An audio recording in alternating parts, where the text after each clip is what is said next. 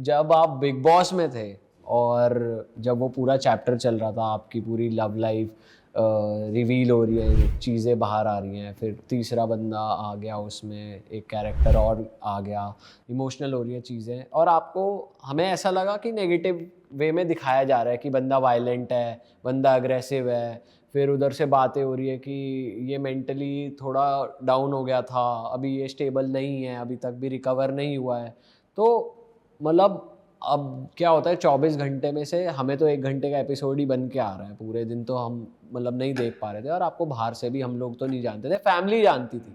तो आपने कभी उनसे पूछा जब ये सब दिखा रहा था आप पे क्या बीत रहा था, या लोग क्या कह रहे थे, उनको क्या कह रहे थे लोग? मतलब मेरी मम्मी के लिए तो बहुत टफ था।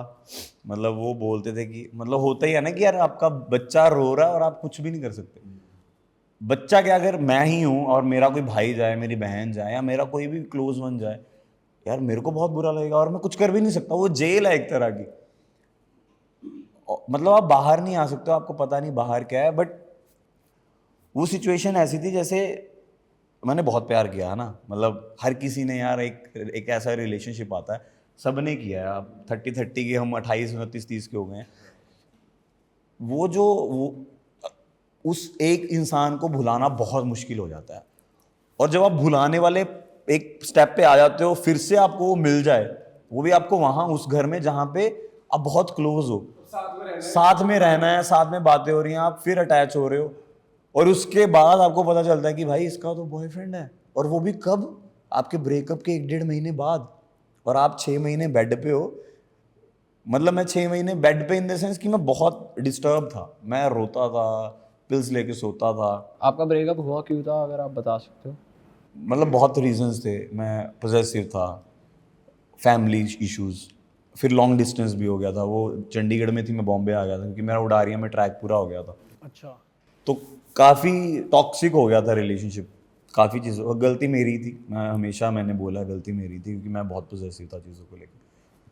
तो और मैं हूँ पोजेसिव भाई। मतलब मुझे लगता है कि मैं किसी एक्टर को डेट नहीं कर सकता क्योंकि मैं नहीं देख सकता उसको किसी के साथ। मुझे लगता है कि ज़्यादा से ज़्यादा बॉयज़ ऐसे ही होते हैं कि हम नहीं देख सकते यार। ये अच्छी बात भी है क्योंकि भाई अपना किसी किसी को इंसान तो पसंद अपना- आता है। हाँ। पर मुझे सुनने में आता है कि यार हद में पोजेसिव रहना। भाई हद कौन सी होती है? मतलब हमें कैसे पता चलेगा कि इतना ही पोजेसिव होना है? वो अपने हाथ में नहीं है ना, वो तो ऑटोमेटिकली निकलता है। भाई लड़का सहन नहीं कर सकता कि उसकी गर्लफ्रेंड को टच भी करे गलत तरीके से, बिल्कुल भी। बट वो उसका काम था। देखो मैं अच्छा हुआ कि वो भी, हम दोनों अलग हो गए। अब वो भी अपनी सक्सेस पे है, मैं भी अपनी सक्सेस पे हूँ। तो वो अच्छा हुआ हम दोनों के लिए, क्योंकि मैं अब सोच ही नहीं सकता कि मैं किसी एक्टर को डेट करूँगा। बट मुझे लगता है कि जितना आप मना करते हो ना, आप उसी को ही डेट करते हो।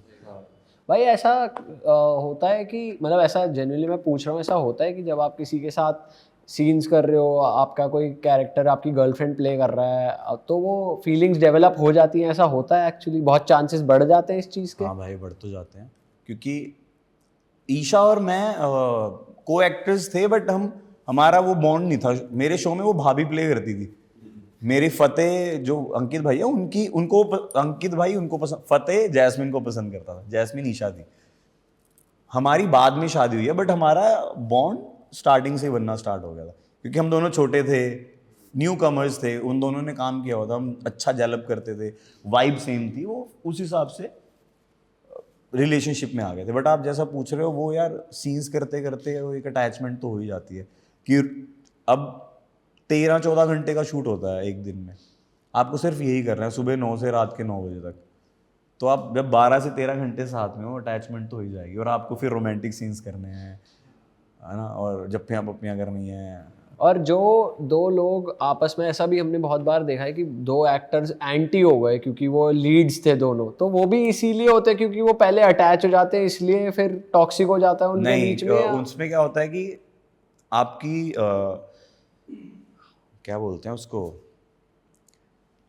उसको कि मुझे ये भी चाहिए, वो भी चाहिए, क्या होता है उसको, प्रायोरिटीज जो होते हैं कि मेरी वैनिटी वैन ये होनी चाहिए, मेरा हेयर मेकअप पर्सनल होना अपने आप को सुपीरियर दिखाना हाँ। कि तो उसमें क्या मैं होता है कि दो लीड्स में इसलिए प्रॉब्लम हो जाती है कि यार इसको ये क्यों मिल रहा है, मुझे क्यों नहीं मिल रहा, या दोनों एक दूसरे को ऐसे करने लग जाते हैं।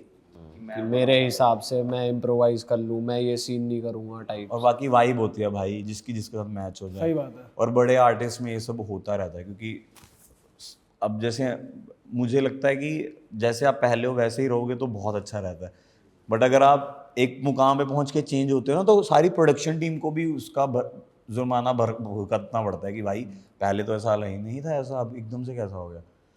तो वाइब नहीं मैच करती, वाइब ना मैच करे तो को एक्टर्स में बहुत लड़ाई होती है। अंकित प्रियंका पहले कितना लड़ते थे सेट पे, मैं और ईशा सेट पे कितना लड़ते थे। किस मुद्दे पे लड़ाई हो जाती थी?